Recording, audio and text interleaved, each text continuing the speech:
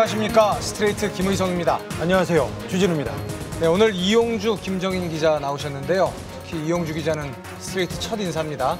네. 각오 한마디 하시죠. 네, 포기하지 않고 끝까지 추적하겠습니다. 뭔가 이상하게 든든하네요. 기대가 큽니다. 지켜봐 주십시오. 네. 열심히 하겠습니다. 오늘 준비한 얘기는 전두환 씨에 대한 이야기입니다. 5.18 진상규명을 바라는 국민들의 열망이 더욱더 뜨거워지고 있는 지금입니다. 광주에 내려와서 전두환 씨가 이거 왜 이래? 이렇게 한마디 뱉은 덕분입니다.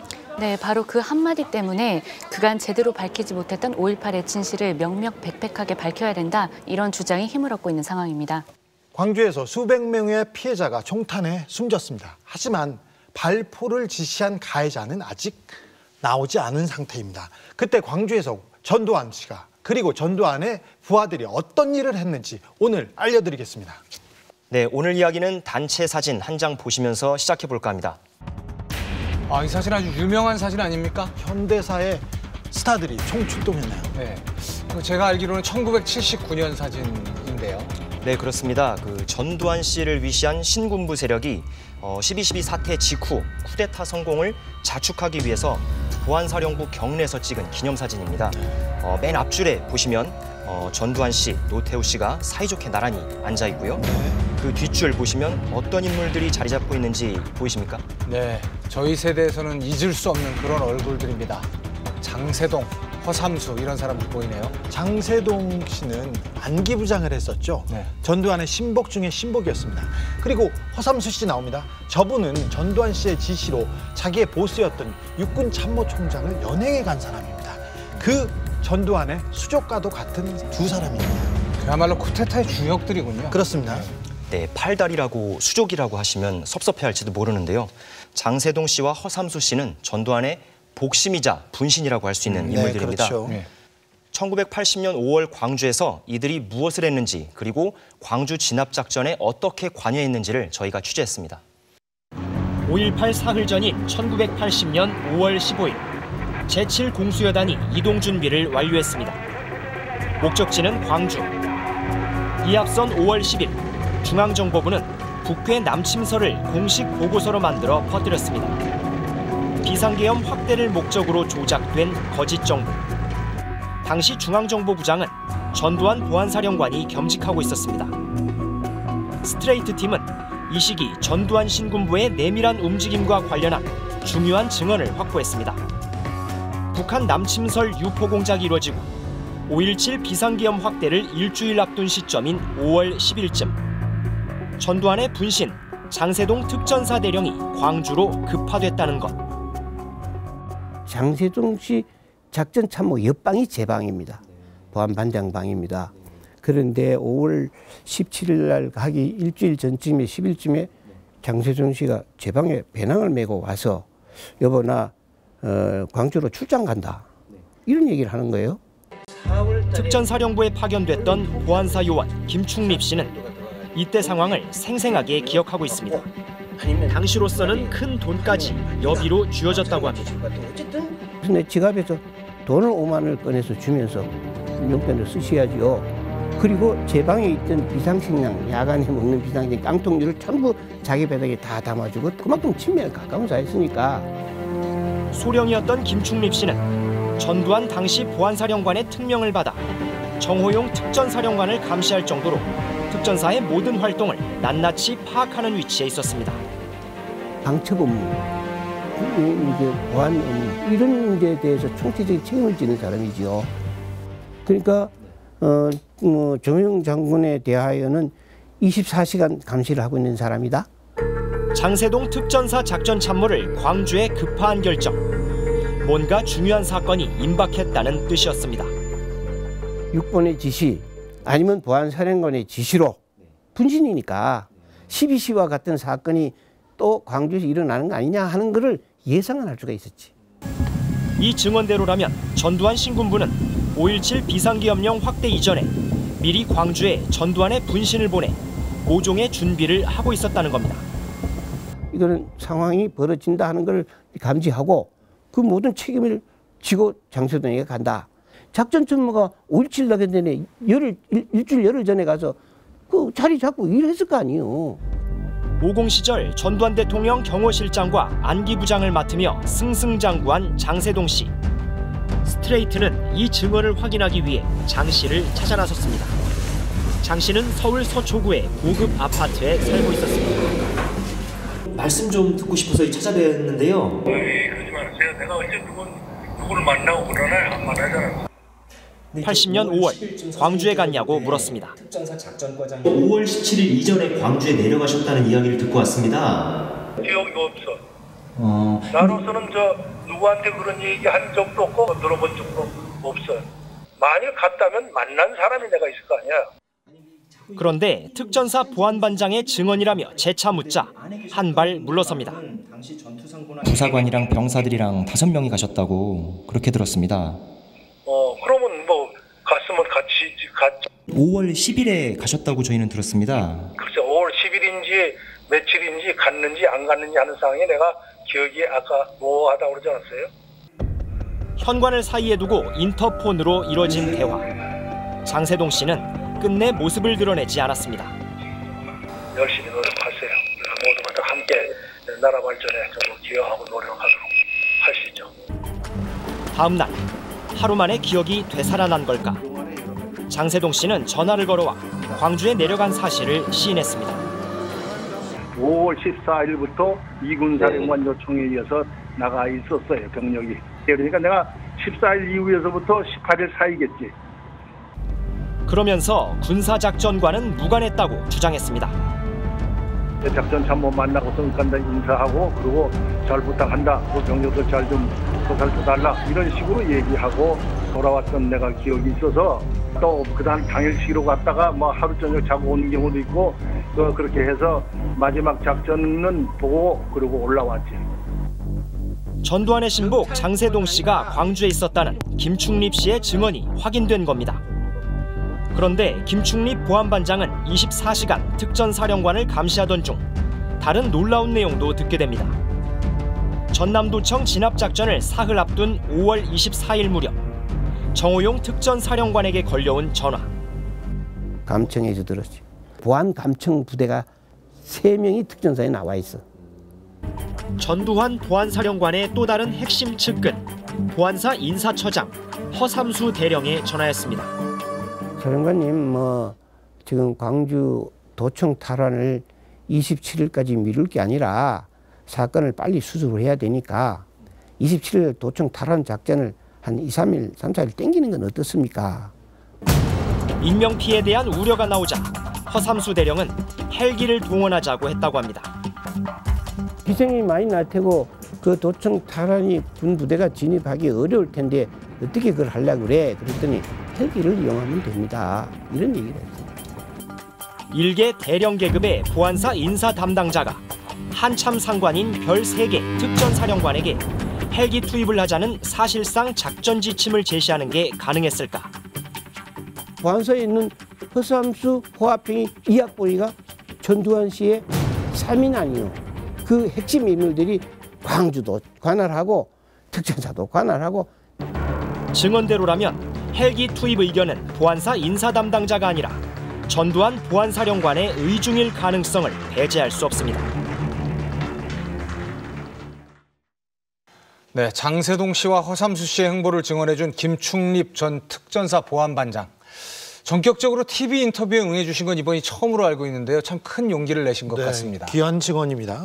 네, 그렇습니다. 김충립 전 보안반장은 특전사를 담당했던 보안사 요원이었습니다.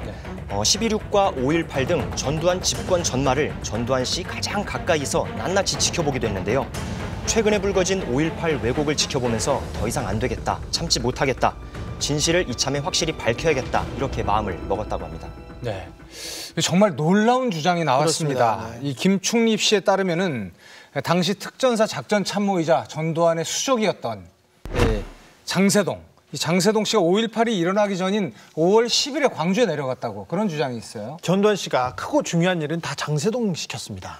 근데 장세동이 광주에 있었다는 증언 그리고 본인이 인정했습니다. 네. 이거 굉장히 사료로도 가치가 있습니다. 중요합니다. 네, 또 다른 특전사 장교는 장세동 씨가 자신의 직속 상관인 정호용 특전사령관에게 보고도 하지 않고 수시로 광주에 갔다 이런 증언을 하기도 했습니다. 이 직속 상관에게 보고 없이 광주에 갔다. 이거 군대 지휘 체계상 있을 수 없는 일이잖아요. 있을 수 없는 일입니다. 그런데 이 지휘 체계를 무너뜨릴 수 있는 단 한 사람이 있죠. 전두환이죠. 네. 전두환 씨는 광주 진압작전과 관련해서 지금까지 보안사가 한 일이 아니다, 보안사 소관이 아니다, 계엄사가 다 알아서 한 일이다 이렇게 발뺌을 하고 있지 않습니까? 네. 스트레이트는 5.18 주요 시점마다 전두환 씨가 광주에 직접 내려갔음을 보여주는 정황들을 확인했습니다. 1980년 5월 21일 아침 광주의 505 보안부대 회의에서 극비사항 발표가 있었습니다. 전두환 보안사령관이 이날 광주에 온다는 것. 오늘 사령관님이 오신다. 사령관님이 오시는 데 대한 그 대반 준비를 갖춰놓도록 해. 대청소도 좀 하고 개개인한테 무슨 질문을 하실 때 더듬더듬 하지 말고 명확하게 보고할 수 있도록 이렇게 마음의 준비를 갖추고. 전 사령관의 방문은 극비인 만큼 절대 보안을 유지하라는 엄명이 이어졌습니다. 보안부대는 경찰이나 정보부나 여러 분야에서 여러 사람들이 나와 있었습니다. 파견돼 가지고 우리 요원들을 제외한 다른 사람들한테 절대 사령관님 방문하신다는 거 비밀을 해라.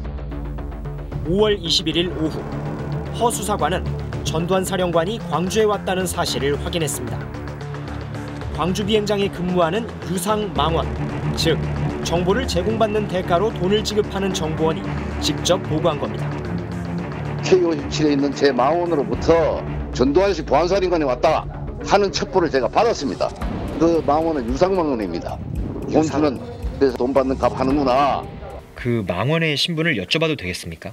K57의 정보과 요원입니다. K57의 출입자를 전부 통제하고 방문객을 전부 통제하는 부서에 있는 사람입니다. 하루 일과를 마무리하는 저녁 회의에서는 전두환 사령관의 복귀 소식이 통보됐습니다. 오늘 사령관님이 다녀가셨다. 바쁘셔서 부대는 안 들리셨다. 곧바로 정교사에서 일전비에서 그냥 일 보고 가셨는데 이번에 하성함은 가지고 오시지 않은 것 같아. 스트레이트가 입수한 1980년 5월 21일 육군본부의 상황일지. 헬기 이동보고라는 제목 아래 헬기 한 대가 보안요원 3명을 수송했다고 적혀 있습니다. 11시 2분 육군본부가 있던 용산을 출발한 헬기는 12시 55분 K57 광주 비행장에 도착합니다. 탑승자는 보안요원이라고만 돼 있습니다. 탑승자의 소속 부대와 계급조차 감추는 극히 이상한 기록입니다. 또 5월 4일부터 용산의 육군본부 B2 벙커 근처에 헬기 한 대가 비상 대기하고 있었던 것도 확인됐습니다. B2 벙커는 유사시 군 최고 지휘부가 머무르는 지휘소입니다. 이 때문에 보안요원이 실제로 전두환 씨였는지, 비상 헬기는 누구를 위해 상시 대기했던 것인지 추가 조사가 필요하다는 지적이 나옵니다. 군권을 장악한 전두환 씨가 광주를 급히 방문한 것으로 의심되는 5월 21일. 광주 시민을 향해 군이 도청 앞 집단 발포를 시작했습니다. 금남로에서만 34명이 학살됐습니다. 여기에 더해 계엄군은 헬기 사격까지 감행했습니다. 그런데 전두환 신군부가 펴낸 50전사는 당시 전두환 씨의 광주행을 기록하지 않았습니다. 50전사에서 5월 18일부터 27일까지 열흘 동안 전두환 씨가 광주 관련 회의에 참가했다는 기록은 단 하루뿐. 공교롭게 바로 21일입니다. 전 씨가 그날 서울 국방부 장관실에서 열린 회의에 참석했다고 유독 명시해 놓은 이유가 오히려 의심스러운 대목입니다. 하지만 전 씨는 이날 서울의 회의장에 없었습니다. 이 같은 사실은 지난 1995년 검찰 수사와 법원 판결을 통해 확인됐습니다. 검찰 조사에서는 전 씨가 광주를 방문한 건 21일 한 번이 아니었다는 증언도 나왔습니다. 닷새 뒤인 26일. 5월 26일 10시 반에서 11시경에 광주 공군 비행장에 전두환 사령관이 와 있는데 사령부에도 갈지 모르니 왕래하는 사람이 없도록 하라는 연락을 비행장 상황실 근무자로부터 받았습니다. 전두환 씨가 광주를 방문했다는 26일 다음 날 새벽, 헬기 사격이 포함된 도청 유혈 진압 작전이 이루어졌습니다. 사령관이 단약하고 나서 정교사 회의에서 결정됐다. 그래서 제가 그때 사령관님이 그 중요한 정교사 회의에 왜 참석을 안 하실까 했는데 근본상 그 정교사 회의 정도는 보안사령관은 참석 안 하는 게 당연하지. 제가 입속으로서. 전두환 씨가 광주에 방문했던 것으로 의심되는 날은 1980년 5월 21일 그리고 5월 26일입니다. 5.18 당시에 총격으로 숨진 민간인이 158명입니다. 초중고생도 18명이나 숨졌습니다. 그런데 21일 날 61명이 숨졌고 27일 날에는 26명이 숨졌습니다. 전두환 씨가 다녀간 그날 혹은 그 다음 날엔 어김없이 대규모의 발포 그리고 학살이 이루어졌다는 이야기입니다.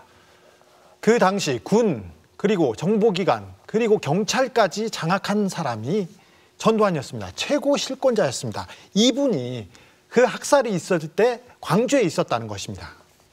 그런데 전두환 씨는 아직도 나는 아무것도 관여하지 않았다고 계속 주장하고 있지 않습니까?